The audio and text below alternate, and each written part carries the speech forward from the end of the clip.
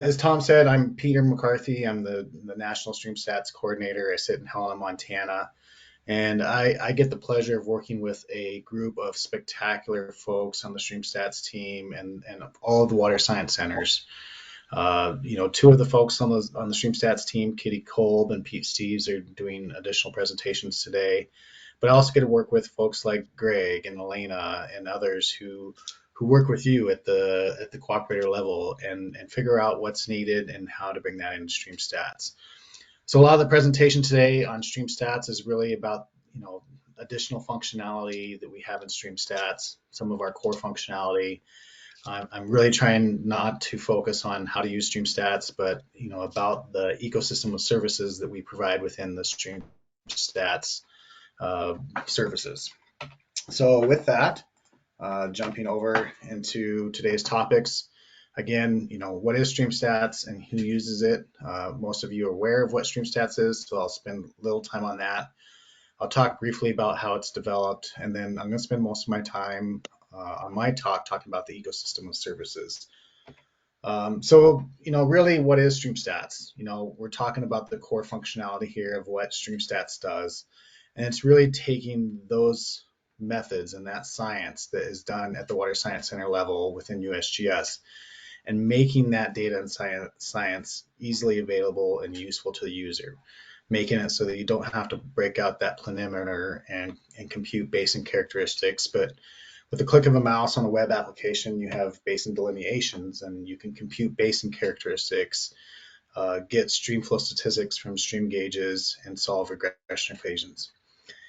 The core functionality of StreamStats has always been built around streamflow statistics, but over the years we've added other functionality and capabilities so that it's becoming more of a watershed tool to compute and estimate other things about that watershed beyond just streamflow statistics that are needed for regulatory or for permitting. And so within that conversation, we've started calling it the StreamStats ecosystem of services rather than just StreamStats.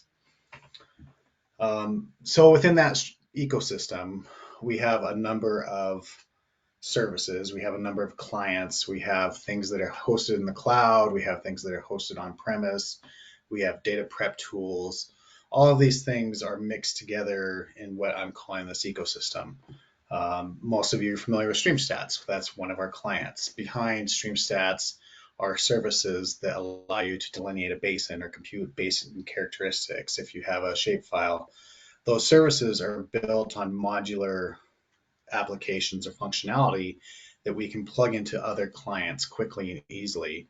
And we also expose those services to the web so that other folks who are wanting to use a delineation service and within their own application can call against our services.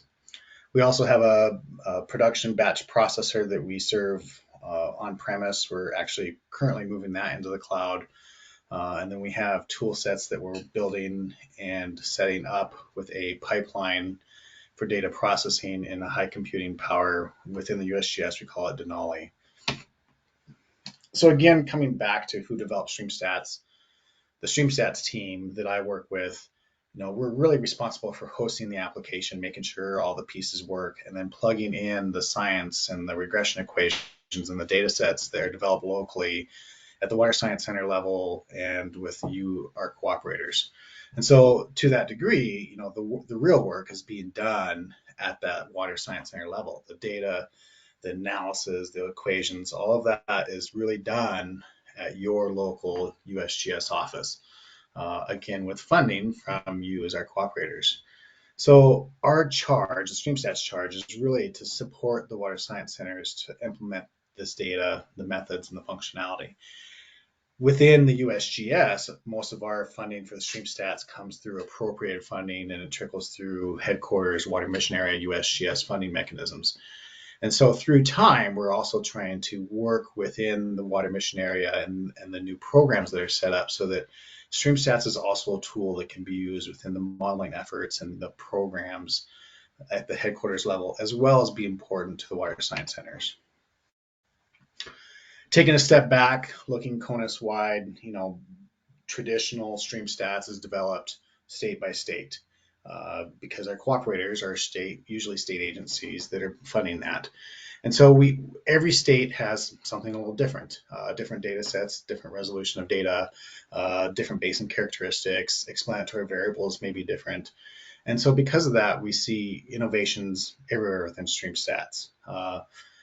Traditionally speaking, going back to kind of the core purposes of StreamStats for serving streamflow statistics, flood frequency has always been the leading statistics that we serve in StreamStats, which, as all of you know, is needed for infrastructure, floodplains, et cetera. Taking a look briefly at our map, we continue to fill in our map with functionality. Right now we have Nebraska, Wyoming, Nevada, and Louisiana that are undergoing implementation. We expect to see probably Louisiana in the next few months, and then Wyoming, Nevada, and Nebraska to follow, probably in that order. We are having conversations with folks in the Texas Water Science Center and the Florida Water Science Center about getting projects started in both of those states. So I'm hoping that we continue to fill in this map with more functionality and more capability as time goes by. We are spending a lot of time improving the data in StreamStats and improving the tools for processing that data. As we process higher and higher resolution data, we're now crossing that boundary into using Lidar-Derived DEMs and improving the stream locations and improving the methods that we use to burn or enforce those stream locations onto the digital elevation map. And as part of that, we're looking at the tools and looking at how these tools work and getting those implemented in high computing locations like a supercomputer, improving the workflow from the beginning to the end, so that as folks are looking at transitioning from maybe an NHD DEM to a LiDAR-based DEM, that processing can take less time and be done more efficiently. We're also working really hard to improve our information delivery. We've essentially replaced the executable standalone NSS application with a web-based application. We rolled this application out. We've yet to actually take down the NSS standalone page. All of USGS has been going through a web page migration right now. So as soon as that's finished, we're hoping to update the web pages for NSS. We also have new management tools for basically moving data into and out of StreamStats, making that process much more efficient for the water science centers, allowing us to essentially flip the switch when a report is published with new equations rather than having that long delay between the report's published and then the equations are actually implemented in StreamStats. And then just more coordination with the authors and moving the batch processor from on-premise to cloud hosting is really the focus of what we're doing today. So when we talk about the ecosystem services, there's a lot of things that StreamStats does. I'm not going to go through this list here because the next 20 or so slides is essentially slides on each of these bullets. So jumping right in, as all of you know, to do basin characteristics and streamflow statistics for an unengaged location, we first need delineation. So StreamStats does that delineation, and then once that's done, it allows a user to go in and make changes or to edit that basin delineation. And this is really important because as much work and time and effort goes into StreamStats, there are still occasionally errors. And we're seeing more of those errors in places where we used NHD plus products off the shelf rather than reprocess all the data sets locally. And so there are going to be times where you look at a basin delineation and say, hey, wait a minute, there's an issue. Let's alter that basin delineation or change that. And so there are basin edit tools. In 2020, I looked at the total number of basin edits that were done. It was here at the bottom, just over almost 6,000 basin edits were completed. That was less than 2% of our basin delineations that were done in 2020. So it's a relatively small number of basin edits. We are improving the at-site statistics and data services to the web. We actually now, if you go into StreamStats and click on a Gage, you can see that we have 2 different ways of reporting those statistics for StreamGage. Essentially, these are published data sets. They're not data sets that are computed on the fly. And so they're usually tied to the last published report. And you'll find within there, you'll find unregulated statistics, regulated statistics, essentially if before and after dams, if there are dams in that watershed. A lot of times you'll see those statistics weighted with regressions or regression only estimates. And then in some cases we have estimates based upon record extension. And so there's a lot of different statistics that you can pull out of that statistics report for stream gauges, and you really need to spend some time making yourself familiar with those so you don't get those statistics confused. And then, probably the greatest tool within StreamStats, or the greatest use of it, is to compute those statistics on gauge locations. Essentially, solving those regression equations, finding values on gauge locations. So we have the traditional regressions, but we're also starting to pull in pre-solved values, like in the Prosper data sets in the Northwest. We are building out tools right now to do the flow duration curve transfer method, which we can also use that to get near real-time estimates. And then we are rebuilding the weighting methods for when you're upstream or downstream from a gauge, weighting the regression equations with an adjusted value for an upstream or downstream gauge. And then we also have, rainfall runoff computations and other means for making estimates. Jumping over into the regulation realm, in Colorado and Montana, we have the NID dams and StreamStats. They've been QA/QC'd to the StreamStats stream grid. They allow you to go in and do computations on the drainage area that's above those dams. We're looking to implement this disturbance index equation that I have in the lower right, and essentially start building more methods within StreamStats to evaluate the impact or disturbance of regulation, whether that's from dams or whether that's from diversions for irrigation. And I believe South Carolina is just about to get their dams data set into StreamStats. We also have rainfall runoff computations. This is, again, based upon the TR55 and rationale methods. We are implementing those in South Carolina using the South Carolina unit hydrograph method, and we're expecting to see that probably late this fiscal year, maybe early next fiscal year. We also have methods for estimating or computing hydraulic geometry based upon regression equations done by USGS reports. And we've also brought in equations by Bigger and others that are basically national equations for estimating those.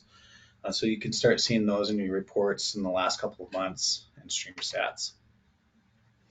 We also, in Montana, have a report that came out recently where you can do flood frequent estimates based upon hydraulic geometry. That report essentially implements 3 different methods. One is based upon going out in the field. Actually, 2 are based on going out in the field and measuring channel widths, one being the bank-full width, one being the active channel width. And then they also did a 3rd method, which I didn't list here, but using aerial photography and quote-unquote remote methods to measure that width and apply those to the regression equations. Those equations are now available in StreamStats, and we're working on a service to weight those methods with the traditional basin characteristic methods, so you get a weighted estimate from all 3 if you've gone out and collected those data sets. We also have state-specific layers in StreamStats. This particular case was Minnesota, where we have a bridges data set where you click on that bridge and it can give you information about that bridge. We've been meaning for a long time to actually link up a bridges layer, and I'm probably going to get the state wrong, but I believe it was South Carolina, to a web service or map service that the state maintains, but we have a link to it within StreamStats. So that way we aren't moving data back and forth, but we can click on that link and it takes a user outside to your data set or your database.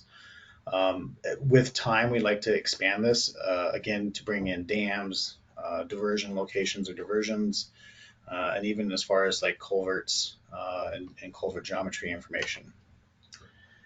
In Indiana, we have what we call coordinated flows. There was a memorandum of understanding between the USGS, the Corps of Engineers, DNR, and NRCS, essentially where one agency would compute flood statistics for a reach or a river, They would then send those out to all the agencies to review. Those are reviewed and then implemented as the accepted flood frequency values for that river reach. And so those flows are available in StreamStats in Indiana. Over the years, we've had different variations of network navigation. It's a tool set that originally was built on NHD datasets. It has since been rebuilt using NHD plus datasets. Unfortunately, it's on version 2. We're hoping to get that back into NHD plus HR. But essentially, it allows a user to click on a stream and find all the streamlines contributing upstream or trace downstream out to an exit and find things along that stream, whether that's dams or stream gauges or other data sets. We're now linking these tools up with a greater project within the USGS called the National Hydrologic Geospatial Framework, in which all of these things are being added to that. And so by using their tool sets instead of something that we built ourselves, we're able to access other data sets and other publications through the USGS. We're working on bringing back the similar nearest gauge statistics, essentially weighting a regression equation with a nearby gauge. We were actually waiting on a paper that was going to be published hopefully last year. That paper hit a snag, and essentially we're looking now at implementing the older methods we had in StreamStats until that new method can be published and implemented in StreamStats. Flow duration curve transfer method. This is essentially where you can create daily stream flows at an ungauged location using a nearby index gauge and equations of flow duration curves.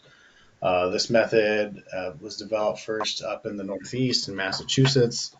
It's been built outside of StreamStats and other applications, but we're now bringing those functionality and data sets into StreamStats for Illinois and Indiana first. Once the tooling or the services are built out within the application, we can then apply it to anywhere that has flow duration curve equations. The additional bonus here is that I think that we can also use it for getting real-time or near real-time stream flow estimates at ungauged locations. Storm drains is something you're going to hear about from Elena and Pete. I'm not going to expand much on it here other than we're really excited about this for urban hydrology and looking at, refining and revising our ability to estimate peak flows and low flows and sources for water quality issues using those tools. We also have reported water use on USGS water use reports in StreamStats. We have it for a number of states, with Ohio having additional functionality built on that, where it looks at registered water use or temporary water use registry and computes low flow statistics, and then looks at what's left over, the availability of water after you look at the water use and the statistical streamflow estimates. I talked about that already. Sorry, I got ahead of myself. We also have StreamStats crossing the boundary in the international waters.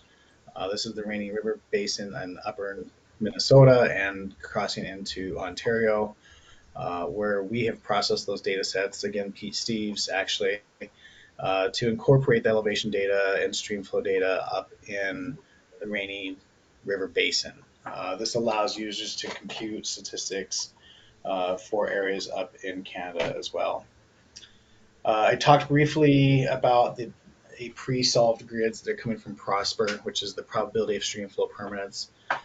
Essentially, this is a work that's being done in the Northwest to evaluate year to year which streams might have permanent flow year round or which streams may go dry.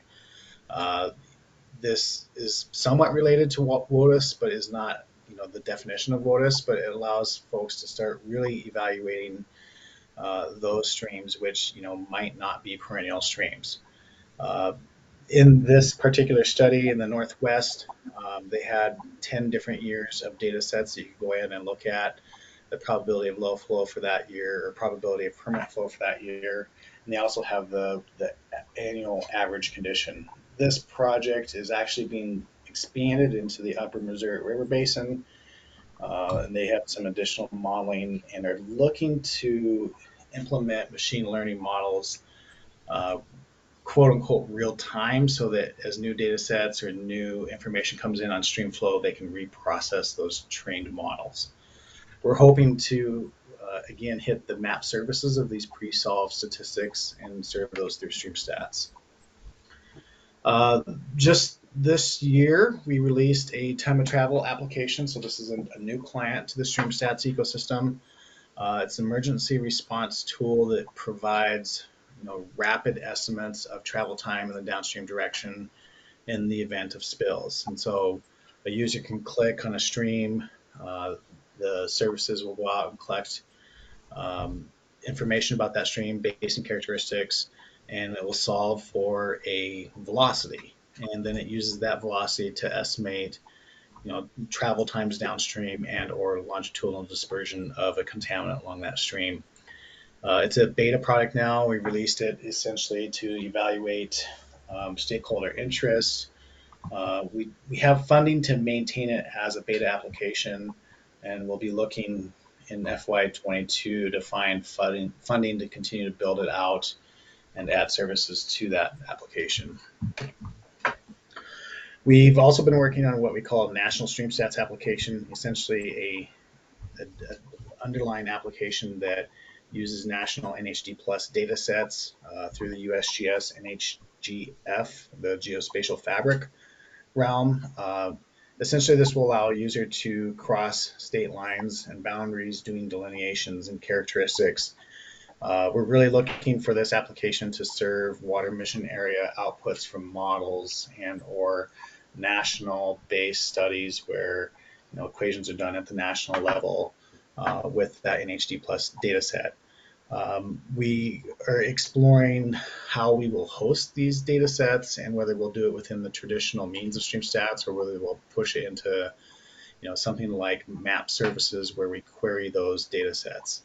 In the future, when we start talking about future plans for StreamStats and the USGS and the water mission area, we really want to expand our ability to rapidly compute streamflow statistics and create new estimate methods or estimates and get those out more rapidly. Right now we're looking at, ballpark 10-year turnaround on studies at the Water Science Center level. And so if we can compute statistics more frequently and or get out regressions more frequently, I think that will be helpful for our stakeholders.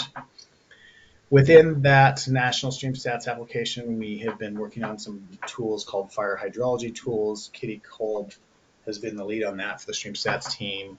Essentially, we're building those tools right now in the national application, and we're expecting these to be out in beta release probably by January 1, if not maybe February 1.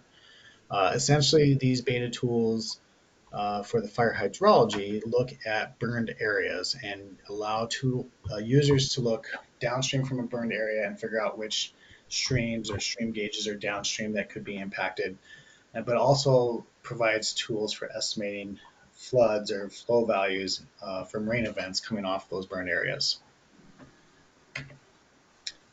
We talked briefly about pre-solve statistics using the Prosper capability, but we're also looking at pre-solve basin characteristics, setting up data pipelines for these in the HPC environment so that users can quickly process data sets and then stick those into other applications, whether that's machine learning or AI or other modeling efforts. Essentially, empowering users to have data sets at their fingertips that previously are point and click one at a time in StreamStats, being able to move that to a platform in which a user could come in and grab the entire raster grid for the Missouri River Basin and get values for every single cell along the way. We've talked a little bit about Lidar-Derived StreamStats in North Carolina, South Carolina, and soon to be a number of other states. Our digital elevation products are coming from Lidar surveys, and so that improves our accuracy of delineation. It has completely redefined watershed boundary boundaries in some states because that LiDAR elevation has shown that those boundaries need to be revised. It also allows us to move delineations into, smaller basins. So we're now talking, instead of 1 to 2 square miles of delineation capability, we're getting down to acres, where we can really look at, culvert design or runoff from parking lots, or as we talk a little bit in the next presentation on urban environments, we're talking really small areas that we can define accurately or delineate accurately. And then we've yet to implement this, but this is essentially scenario-based connectivity or scenario-based hydrologic networks. And this is really important in areas in the Midwest where we have a lot of these prairie potholes that maybe during drier years or droughts that, those prairie potholes are not contributing to peak flow runoff, but during wetter years or wetter cycles or really big flood events, they may contribute. And so how do we evaluate that connectivity or lack of connectivity for various flow scenarios?